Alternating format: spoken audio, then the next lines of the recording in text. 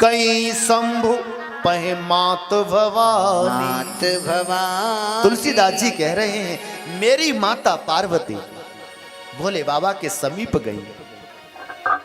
क्या कह रही हैं स्वामी? जाने प्रिया, एक शब्द पर ध्यान देना, जाने प्रिया आदर अति कीना। बड़ा आदर किया भोले बाबा ने। आओ गौरा। बाम भाग बामन आसन हर दीना। अपने बाम भाग बिठाया। देखो श्रीमती जी धर्म पत्नी के दिल में कोई बात हो और अपने पतिदेव से उस बात को कहना चाहें, कोई काम बनवाना है, तो ऐसा समय ढूंढती हैं पतिदेव प्रसन्न अवस्था में हो। ये नहीं कि किसी समय क्रोध आ रहा है उस समय अपनी बात को कह देना। बहुत होशियार हो मैं। पतिदेव ड्यूटी से आए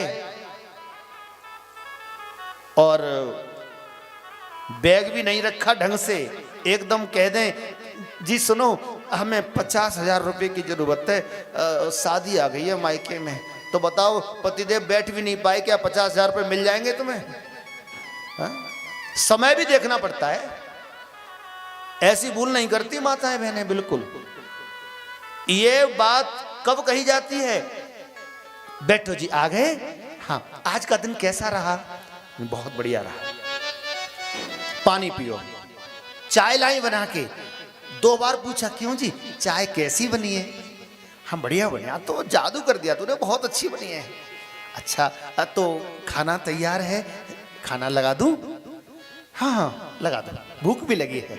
खाना परोसती जा रही हैं। लाइट है तो पंखा चला दिया और लाइट नहीं है तो हाथ वाला पंखा लेके बैठ गई। अब सही समय है अपनी बात को कहने का। क्यों जी वो थोड़ा सा कुछ कहना था? हाँ हाँ बोलो। तो मायके में शादी है तो कुछ पैसा। हाँ कितने?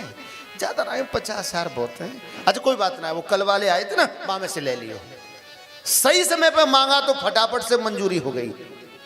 और आते ही आते पसीना छूट रहा है, रुपए मांग लो कोई देगा? तो शादी के बाद पल पल छिन छिन ये मौका ढूंढ रही थी पार्वती अपने दिल की बात को अपने स्वामी से कब कहूं। तो अशांत मुद्रा में बैठे भोले बाबा। अब आई हैं, यही तो बात लिखी तुलसीदास जी ने। बैठे सोह काम रिप कैसे, धरे शरीर शांत रस जैसे। शादी के बाद भोले बाबा शांत रस में पहली बार आए हैं।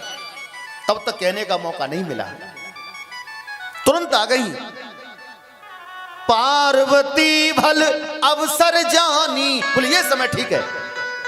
गई शंभु पे मातु भवानी। स्वामी मेरे दिल में कुछ बात है। हाँ हाँ बोलो। जान प्रिया आदर अति कीना। बैठो।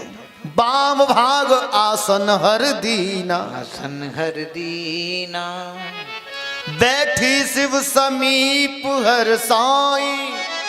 पूरब जन्म कथा चित आई। पूर्व जन्म की कोई बात याद आ गई मां पार्वती को। क्या कह रही हैं स्वामी? कि विश्वनाथ ममनाथ पुरारी। हे विश्व के नाथ, ममनाथ मेरे भी नाथ, पुरारी त्रिभुवन महिमा विदित तुम्हारी। विदित तुम्हारी। जो मुँह पर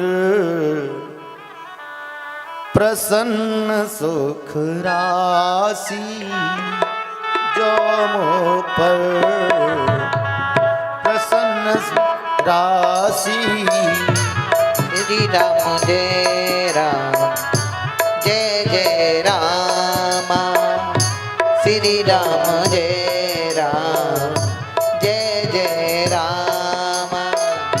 जो पर प्रसन्न प्रसन्न सुख राशि, जो मोह पर प्रसन्न सुख राशि, दम पर प्रसन्न सुख राशि, जो मोह पर प्रसन्न सुख राशि, जानिय सत्य मोहिनी जदाई, जानिय सत्य मोहिनी जदासी, जानिय सत्य मोहि। एक एक शब्द पर ध्यान देना। जो मो पर प्रसन्न सुख राशि, अगर आप मुझसे प्रसन्न हैं, जानिय सत्य मोहि निज दासी, मुझे अपने चरणों की दासी समझना स्वामी। इतना कहते कहते आंखों में आंसू भर लाई। भोले बाबा बोले, गौरा क्या बात है, इतना सीरियस क्यों, क्या हुआ तुम्हें? स्वामी बात ही ऐसी है। क्या बात है गौरा? स्वामी मुझे आप अपने चरणों की दासी समझना। नहीं वो ठीक है, ऐसा क्यों कर रही हो आप, ऐसी क्या बात हो गई? स्वामी मेरे दिल में कोई बात है, कहो। अपना हितैषी, अपना पति, अपना स्वामी समझ के कहो। स्वामी तो प्रभु हरहु मोर अज्ञान, मेरे अज्ञान को हर लीजिए। कही रघुनाथ कथा विधि नाना, आप मेरे अज्ञान को दूर कीजिए। कहे रघुनाथ कथा यानी राम कथा, मैं राम कथा सुनना चाहती हूं आपके मुखारबिंद से। क्या पार्वती, क्या ये जन्म भी तुम्हें प्यारा नहीं है? याद करो, उस राम कथा के पीछे तुमको एक जन्म गमाना पड़ा, अपने मायके में अग्नि में भस्म होना पड़ा, केवल उस राम कथा के पीछे। राम कथा में तुम्हें संशय पैदा हो गया था। क्या उस राम ने इस जन्म तक भी तुम्हारा पीछा नहीं छोड़ा? क्या इस जन्म को भी गमाना चाहती हो?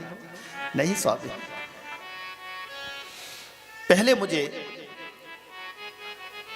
अहंकार था, अभिमान था, मैं राम जी की महिमा को समझ नहीं सकी। मैं राम कथा में बैठी जरूर थी, लेकिन कथा मेरे अंदर नहीं बैठी।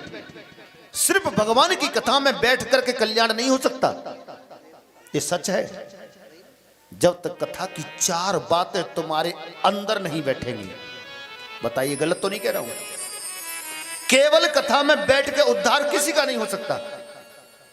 अगर बैठ के उद्धार हो जाए तो सुनिए, आपको एक प्रैक्टिकल कराता हूं। आपको भूख लगी है बहुत तेज, रोटियां बनी सामने रखी हैं, रोटियों को देख करके भूख मिटा लो। बताओ मिटा लोगे? रोटियों को देखते रहो, भूख मिटा लो। बताओ भूख कब मिटेगी? जब रोटी उसमें से खानी पड़ेगी। प्यास लगी है, पानी का गिलास भरा हुआ रखा है, गिलास को देख करके प्यास बुझाओ। बताओ बुझा सकते हो ना? कब बुझेगी प्यास? पानी पीना पड़ेगा। तो केवल बैठ करके कल्याण नहीं, चार बातें जब तक अंदर नहीं बैठेंगी तब तक तुम्हारा कल्याण नहीं हो सकता। बोले मैं कथा में बैठी तो थी सत्य जन्म में, लेकिन कथा मेरे अंदर नहीं बैठी। अब उसी राम कथा को मैं सुनना चाहती हूं। क्या सती, अगर मुझे इस लायक आप समझो कि मैं कथा की अधिकारी हूं। जानते हो राम कथा के अधिकारी कौन है? राम कथा के ते अधिकारी, जिनको सत्संगति अति प्यारी। जिनको सत्संगति अति प्यारी है वो अधिकारी है। अगर आप मुझे इस लायक समझो तो ये राम जी की कथा मुझे सुना दीजिए। जानिए सत्य मोहि निज दासी, तुम्हारी दासी। तो आंखों में आंसू देखे। जिस समय जीव की आंखों से आंसू गिर जाए तो समझ लो उसके अंदर का अहंकार खत्म हो गया। इस हृदय में एक ही चीज रहती है, या तो अहंकार रहेगा, अहंकार रहेगा तो आंख से आंसू नहीं गिरेगा, और जब अहंकार का पर्दा फट जाता है तो प्रेम के आंसू अपने आप बाहर आ जाया करते हैं। एक बार की आपको बात बताऊं, एक भिखारी एक गांव में भिक्षा मांगने पहुंचा। माई भिक्षा मिलेगी क्या, भिक्षा मिलेगी क्या? हर घर से एक एक मुट्ठी आटा लेता चला गया। एक 5 मंजिल की कोठी बनी है। हाँ, ये तो बहुत ऊंचा घर है, यहां से ज्यादा नहीं 2 मुट्ठी आटा मिलेगा। एक बात बता दूं, महल ऊंचा बनाने से इंसान ऊंचा नहीं हो जाता, ऊंचे विचारों से ऊंचा होता है। गलत तो नहीं कह रहा हूं? बिल्डिंग ऊंची बनाने से ऊंचे हो जाओगे? नहीं हो सकते। जब तक ऊंचे विचार नहीं होंगे आपके, तब तक ऊंचे नहीं हो सकते हैं। भिक्षाम देही, भिक्षाम देही। माई भिक्षा मिलेगी क्या? घर की मालकिन अंदर से अकड़ती हुई आई। ए बाबा, तेरे पास कोई काम नहीं है? तेरे यहां से 2 मुट्ठी आटे की आस लेके आया, यहां से तो डांट पड़ रही है। लोग कैसे अहंकार में अकड़ते हैं। जानते हो अकड़ता कौन है? मुर्दा। मुर्दे की पहचान कर लेते हैं। या तो मुर्दा करता है या फिर अहंकारी करता है। तेरे पास कोई काम धंधा नहीं है, गलियों में घूमता रहता है ठल्लुओं की तरह। माई, कोई बात नहीं, जा रहा हूं, रुक, ला रही हूं। भिखारी खड़ा हो गया। ऐसी वाणी बोलिए। कल बताया सबसे बड़ा भजन क्या होता है? मीठी वाणी बोलना सीख लो। मन का पापोई और को शीतल करे, आप शीतल हो। 5 मंजिल ऊपर नौकर रहते थे, चूल्हे पर रोटी बनाते थे। कभी ऊपर की मंजिल घर की मालकिन ने देखी नहीं थी, आज जा रही है ऊपर तक। घुटनों में दर्द होता है फिर भी जा रही है। चूल्हे में से एक मुट्ठी राख भर के लाई और भिखारी के थैले में आटे में गिर दी। भिखारी की आंखों में आंसू आ गए। माई, खुश रहो। फिर भी आशीर्वाद देके गया। बोल, आज के बाद ये मेरे दरवाजे पे नहीं आएगा। आटे में एक मुट्ठी चूल्हे की राख गिर दी। दूसरे दिन फिर उस गांव में भिक्षा मांगने आया, हर घर से मांग के लाया। उसी कोठी पे फिर आ गया। माई, आज और भिक्षा दे दे। अरे तू फिर आ गया? फिर ऊपर गई, फिर एक मुट्ठी राख आटे में। तीसरे दिन फिर आ गया। माई, आज और भिक्षा दे दे। तू नहीं मानेगा। दोनों हाथों में राख भर के ला रही है। उसके पास आते आते हृदय में एक बात आ गई। हम तो पैसे वाले हैं, चाचा सब्जियों से खाना खाते हैं, लेकिन 2 दिन से अगर ये गरीब के बच्चे होंगे छोटे छोटे तो क्या खा रहे होंगे? आटा तो मैं ही बिगाड़ देती हूँ ना, उसमें रेत मिला देती हूँ, राख मिला देती हूँ। नहीं, ये तो मैंने पाप कर दिया। हाथ कांपने लगे और राख धरती पर फैल गई। आंखों से आंसू निकल पड़े।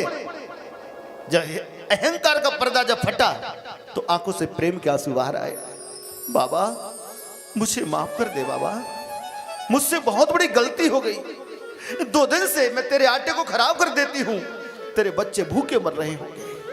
बाबा, तुझे मेरी सौगंध, यही रखना। अंदर गई, अलमारी खोली, 20,000 रुपए की नोटों की गड्डी निकाली।